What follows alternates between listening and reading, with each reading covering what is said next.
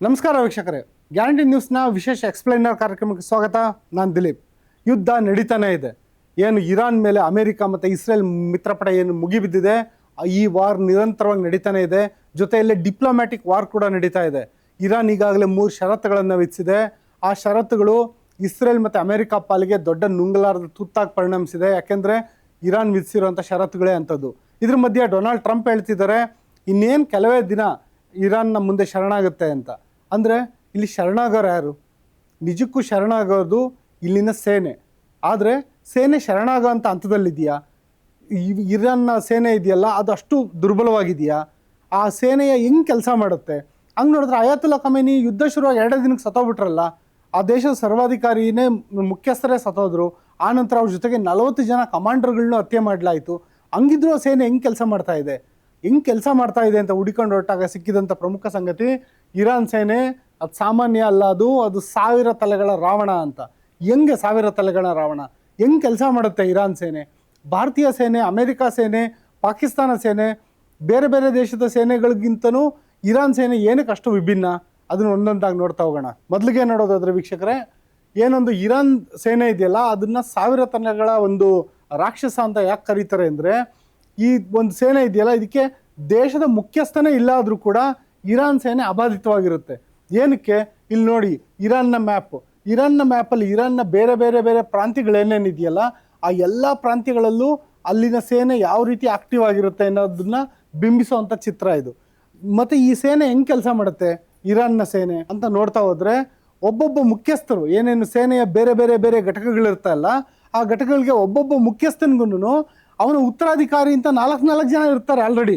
ಅಂದರೆ ನಾನು ಸತ್ರೆ ನೀನು, ಅವನು ಸತ್ರೆ ಅವನು ಸತ್ರೆ ಇನ್ನೊಬ್ಬ, ಆ ಥರ ರೆಡಿ ಮಾಡಿ ಮೊದಲೇ ಇಟ್ಬಿಟ್ಟಿರ್ತಾರೆ. ಯಾರು ಕೇಳೋ ಅಗತ್ಯ ಇಲ್ಲ, ಯಾರ ನಂತರ ಯಾರು ಅಂತ. ಇದು ಯುದ್ಧ. ಈ ಯುದ್ಧದಲ್ಲಿ ಏನು ಬೇಕಾದರೂ ಆಗ್ಬೋದು. ಇರಾನ್ ಸೇನೆಯಲ್ಲಿ ಬೇರೆ ಬೇರೆ ಘಟಕಗಳೇನಿದ್ದಾವೆ, ಅದರಲ್ಲಿ ಒಬ್ಬೊಬ್ಬ ಮುಖ್ಯಸ್ಥ ಇದ್ದರೆ ಆ ಮುಖ್ಯಸ್ಥನಿಗೆ, ಪ್ರತಿಯೊಬ್ಬ ಮುಖ್ಯಸ್ಥನಿಗೂ 4 ಜನ ಉತ್ತರಾಧಿಕಾರಿಗಳಿರ್ತಾರೆ. ಈತ ಸತ್ರೆ ಈತ ನಂತರ ಇನ್ನೊಬ್ಬ, ಅವನ ನಂತರ ಮತ್ತೊಬ್ಬ, ಅವನ ನಂತರ ಮಗದೊಬ್ಬ, ಆ ರೀತಿ ಮೊದಲೇ ಅವ್ರನ್ನ ಫಿಕ್ಸ್ ಮಾಡಿ ಇಟ್ಬಿಟ್ಟಿರ್ತಾರೆ. ಯಾರನ್ನು ಕೇಳೋ ಅಗತ್ಯ ಇಲ್ಲ. ಅದೇ ರೀತಿ ಇರಾನ್ ದೇಶದ ಒಬ್ಬ ಮುಖ್ಯಸ್ಥನೇ, ಅಂದರೆ ಈ ದೇಶದ ಏನೊಂದು ಸರ್ವಾಧಿಕಾರಿ ಏನಿದ್ದ ಆತ ಸತ್ತಾಗ್ಲೂ ಕೂಡ ಆತನಿಗೂ ಕೂಡ ಉತ್ತರಾಧಿಕಾರಿ ಮೊದಲೇ ರೆಡಿ ಇದ್ದರು. ಆ ರೀತಿಯಾದಂಥ ಒಂದು ಉತ್ತರಾಧಿಕಾರಿತ್ವದ ಒಂದು ಪರಂಪರೆಯನ್ನು ನಡೆಸ್ಕೊಂಡು ಬರ್ತಾ ಇರೋ ಕಾರಣದಿಂದಾಗಿ ಇಲ್ಲಿ ಕನ್ಫ್ಯೂಷನ್ ಇಲ್ಲ. ಯುದ್ಧ ಸಮಯದಲ್ಲಿ ಎಲ್ಲರೂ ಕೂಡ ಸ್ವತಂತ್ರವಾಗಿ ನಿರ್ಧಾರ ತೆಗೆದುಕೊಳ್ಳುವಂಥ ಸಾಮರ್ಥ್ಯ ಹೊಂದಿರುವಂಥವ್ರು. ಅದು ಒಂದು ಮುಖ್ಯ ಘಟನೆ. ಮತ್ತಿನ್ನೊಂದು ಹೇಳ್ಬೇಕಂದ್ರೆ, ಯಾರ ಆಜ್ಞೆನೂ ಇಲ್ಲದೆ ಸ್ವಯಂ ಪ್ರೇರಿತವಾಗಿ ಯುದ್ಧ ಮಾಡ್ತಾರೆ ಅವರು. ಇಲ್ಲಿ ಸೆಂಟ್ರಲ್ ಕಮಾಂಡ್, US ಅಲ್ಲಿ ಏನಂತಾರೆ ಸೆಂಟ್ರಲ್ ಕಮಾಂಡ್ ಅಂತ, ಸೆಂಟ್ಕಾಮ್ ಅಂತ ಕರೀತಾರೆ. ಪೆಂಟಗಾನ್ನಲ್ಲಿ ಇರುವಂಥ ಸೆಂಟ್ಕಾಮ್, ಅಲ್ಲಿಂದ ಒಂದು ಸೆಂಟ್ರಲ್ ಕಮಾಂಡಿಂದ ಯುದ್ಧದ ಸಂಪೂರ್ಣ ನಿರ್ದೇಶನಗಳು ಹೋಗ್ತಿರುತ್ತೆ. ಯಾರು ಏನು ಮಾಡಬೇಕು, ವಾಯುಪಡೆ ಹೆಂಗೆ ಅಟ್ಯಾಕ್ ಮಾಡಬೇಕು, ನೌಕಾದಳ ಏನು ಮಾಡಬೇಕು, ಭೂಸೇನೆ ಯಾವಾಗ ಆಕ್ಟಿವ್ ಆಗಬೇಕು, ಎಲ್ಲಿಂದ ಡ್ರೋನ್ಗಳನ್ನ ಸಾಗಿಸ್ಬೇಕು, ಯಾವ ರೀತಿ ಡ್ರೋನ್ಗಳ ಮೂಲಕ ಅಟ್ಯಾಕ್ ಮಾಡಬೇಕು, ಯಾವ ರೀತಿ ಯಾವ ಬಾಂಬ್ನ ಬಳಸಬೇಕು, B2 ಬಾಂಬರ್ನ ಯಾವಾಗ ಬಳಸಬೇಕು, ಸ್ಟೆಲ್ತ್ ಫೈಟರ್ಗಳನ್ನ ಯಾವಾಗ ಬಳಸಬೇಕು, F-35 ಯಾವಾಗ ಬಳಸಬೇಕು, ಹಿಂಗೆ ಪ್ರತಿಯೊಂದಕ್ಕೂ ಕೂಡ ಸೆಂಟ್ರಲ್ ಕಮಾಂಡಿಂದ ಒಂದು ನಿರ್ದೇಶನ ಬರುತ್ತೆ. ಯುದ್ಧಕ್ಕೆ ಮೊದಲು ಪ್ರೀ ಪ್ಲಾನ್ ಆಗುತ್ತೆ. ಆದರೆ ಇಲ್ಲಿ ಪ್ರೀ ಪ್ಲಾನ್ ಎಲ್ಲದೂ ಕೂಡ ಸಪ್ರೇಟ್. ಅದು ಯಾರ ಒಂದು ಪರ್ಮಿಷನ್ನು ತೊಗೊಬೇಕಾಗಿಲ್ಲ. ಏನಕ್ಕೆ ಈ ಥರ ಮಾಡ್ತಿದ್ದಾರೆ ಅದಕ್ಕೂ ನಾನು ನಿಮಗೆ ಕಾರಣ ಹೇಳ್ತೀನಿ. ಮತ್ತು ಸಣ್ಣ ಸಣ್ಣ ಘಟಕಗಳೇನಿರ್ತವೆ, ಆ ಘಟಕಗಳಿಗೆ ಅವರೇ ಬಾಸ್.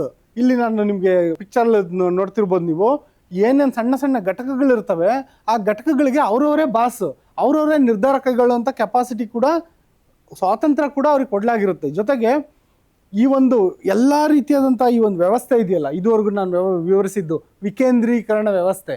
ಈ ವಿಕೇಂದ್ರೀಕರಣ ವ್ಯವಸ್ಥೆಗೆ ಅವರು ಹೆಸರಿಟ್ಟಿರೋದು ಮೊಸಾಯಿಕ್ ಸಿಸ್ಟಮ್ ಅಂತ. ನೀವು ಇಲ್ಲಿ ಇಮೇಜಲ್ಲಿ ನೋಡ್ತಿರ್ಬೋದು, ಇದು ಏನು ಮೊಸಾಯಿಕ್, ಮನೆಯಲ್ಲಿ ಮೊಸಾಯಿಕ್ ಟೈಲ್ಸ್ ಬಳಸ್ತಾರಲ್ಲ, ಅದೇ ರೀತಿ ಇದೆ ಮೊಸಾಯಿಕ್ ಟೈಲ್ಸ್. ಈ ಮೊಸಾಯಿಕ್ ಟೈಲ್ಸ್ನ ಇಲ್ಲೇನಕ್ಕೆ ಉದಾಹರಣೆಗೆ ಬಂತು, ಮನೆಗಳ ಫ್ಲೋರಿಂಗ್ಗೆ ಬಳಕೆ ಮಾಡೋ ಮೊಸಾಯಿಕ್ ಟೈಲ್ಸು ಇಲ್ಲೇನಕ್ಕೆ ಬಂತು ಅಂದರೆ, ನೀವು ಈ ಟೈಲ್ಸ್ನ ಗಮನಿಸಿ, ಇದರಲ್ಲಿ ಎಲ್ಲೂ ಒಂದು ಕೇಂದ್ರ ಬಿಂದು ಅಂತಿಲ್ಲ, ಸೆಂಟ್ರ್ ಪಾಯಿಂಟ್ ಅಂತ ಇಲ್ಲ. ಎಲ್ಲದೂ ಕೂಡ ಸ್ಕ್ಯಾಟರ್ಡ್ ಆಗಿರುತ್ತೆ, ಎಲ್ಲದೂ ಕೂಡ ಚೆದರು ಹೋಗಿರುತ್ತೆ, ಅಲ್ಲಿ ಸಣ್ಣ ಡಾಟ್ಸ್ಗಳು. ಅದೇ ರೀತಿ ನೀವು ಒಂದು ಆಗಸದಲ್ಲಿ ನೋಡ್ತೀರ, ಆಕಾಶದಲ್ಲಿ ರಾತ್ರಿ ಹೊತ್ತಲ್ಲಿ ನಕ್ಷತ್ರಗಳು ಕಾಣ್ತವೆ, ಎಲ್ಲದೂ ಸ್ಕ್ಯಾಟರ್ಡ್ ಆಗಿರುತ್ತೆ.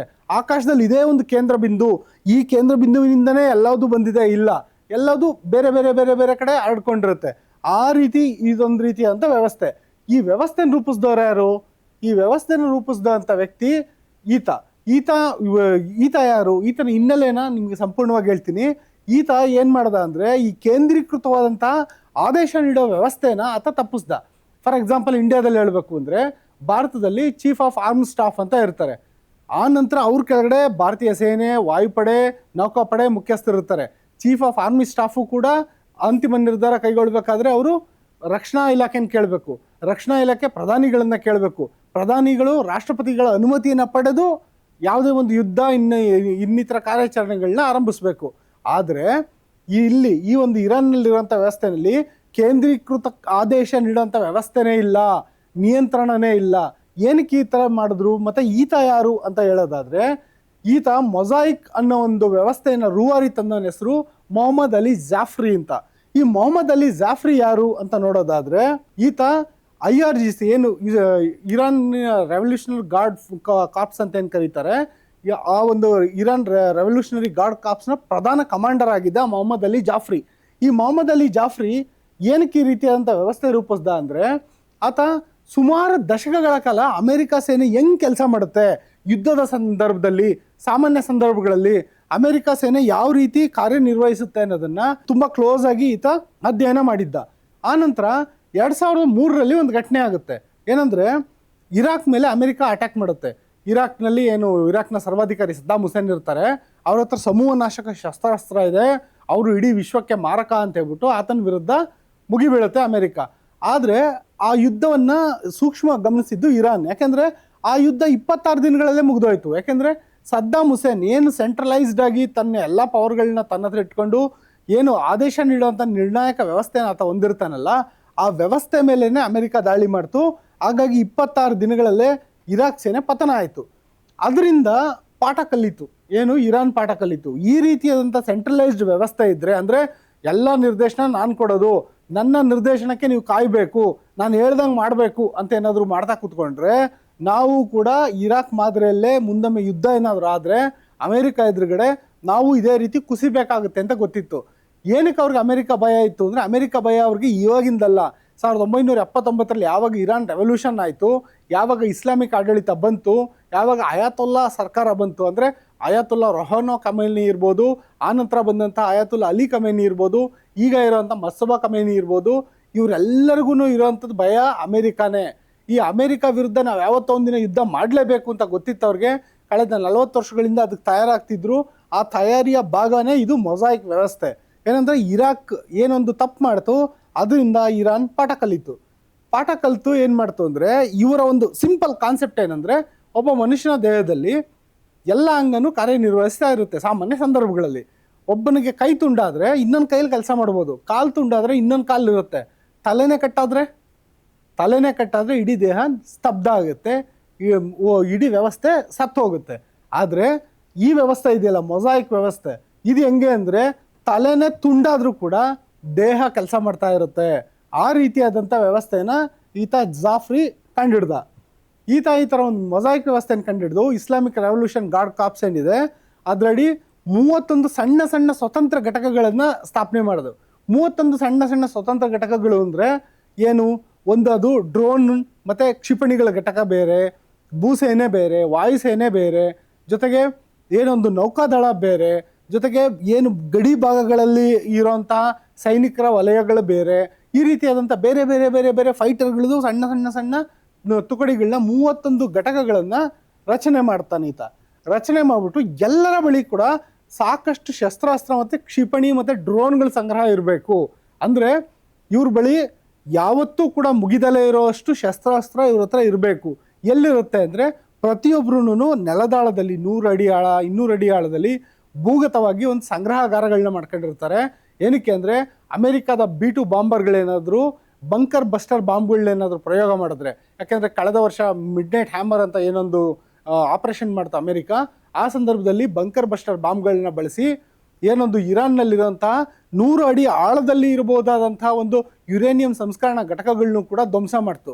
ಯಾವ ರೀತಿ ಅಂದರೆ, ಆ ಬಂಕರ್ ಬಸ್ಟರ್ ಬಾಂಬ್ಗಳಲ್ಲಿ ಬಿದ್ದಂಥ ಬಾಂಬ್ಗಳು ಅದು ನೆಲಕ್ಕೆ ಬಿದ್ದದ ಕೂಡಲೇ ನೆಲನ ಕೊರೆಯುತ್ತೆ. ಮೊದಲು ಸ್ಫೋಟ ಆಗಲ್ಲ, ನೆಲನ ಕೊರೆಯುತ್ತೆ. 100 ಅಡಿ ಆಳಕ್ಕೆ ಹೋಗಿ ಆನಂತರ ಒಳಗಡೆ ಬ್ಲಾಸ್ಟ್ ಆಗುತ್ತೆ.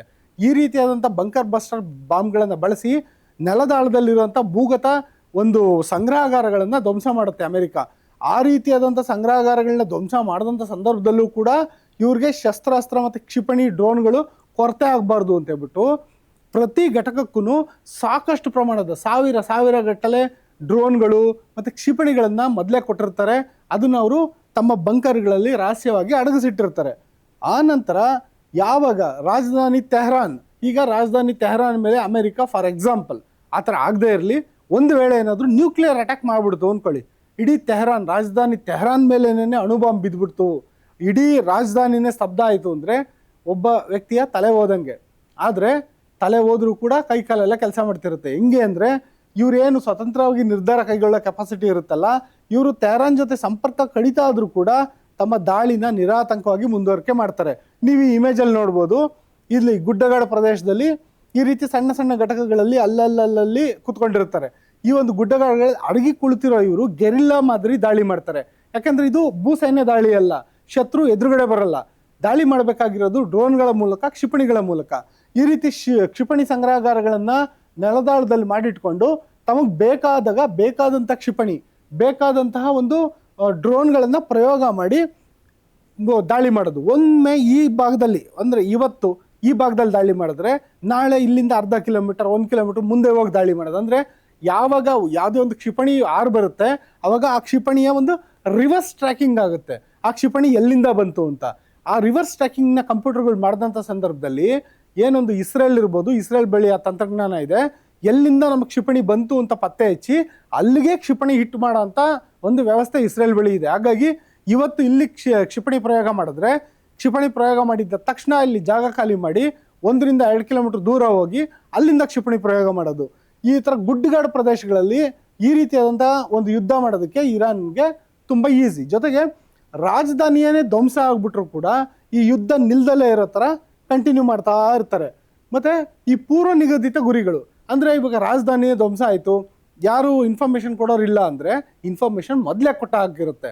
ಅಂದರೆ ನೋಡಪ್ಪ, ನೀನು ಈ ಘಟಕ ನಿನ್ನ ಕೆಲಸ ಏನಂದರೆ ನೀನು ದುಬೈ ಮೇಲೆ ದಾಳಿ ಮಾಡಬೇಕು, ಜೊತೆಗೆ ಅರ್ಮುಸ್ ಜಲಸಂಧಿ ಏನಿದೆ ಅಲ್ಲಿ ಹೋಗೋ ಹಡಗುಗಳ ಮೇಲೆ ದಾಳಿ ಮಾಡಬೇಕು, ನಿಂದಿಷ್ಟೇ ಕೆಲಸ ಅಂತ ಹೇಳ್ಬಿಟ್ಟಿರ್ತಾರೆ ಮೊದಲೇನೆ. ಆತ ಆ ಪೂರ್ವ ನಿರ್ಧರಿತ ಗುರಿಗಳೇನಿರುತ್ತೆ ಆ ಗುರಿಗಳ ಮೇಲೆ ನಿರಂತರವಾಗಿ ಆತ ದಾಳಿ ಮಾಡ್ತಾ ಇರ್ತಾನೆ. ಎಲ್ಲಿವರೆಗೂ ನೀನು ದಾಳಿ ನಿಲ್ಲಿಸು ಅಂತ ಹೇಳ್ಬಿಟ್ಟು ಅಧಿಕೃತವಾದ ಚಾನಲ್ನಿಂದ ಆತನಿಗೆ ಮಾಹಿತಿ ರವಾನೆ ಆಗೋವರೆಗೂ ಈ ಪೂರ್ವ ನಿರ್ಧರಿತ ಗುರಿಗಳ ಮೇಲೆ ದಾಳಿ ನಡೀತಾನೆ ಇರುತ್ತೆ.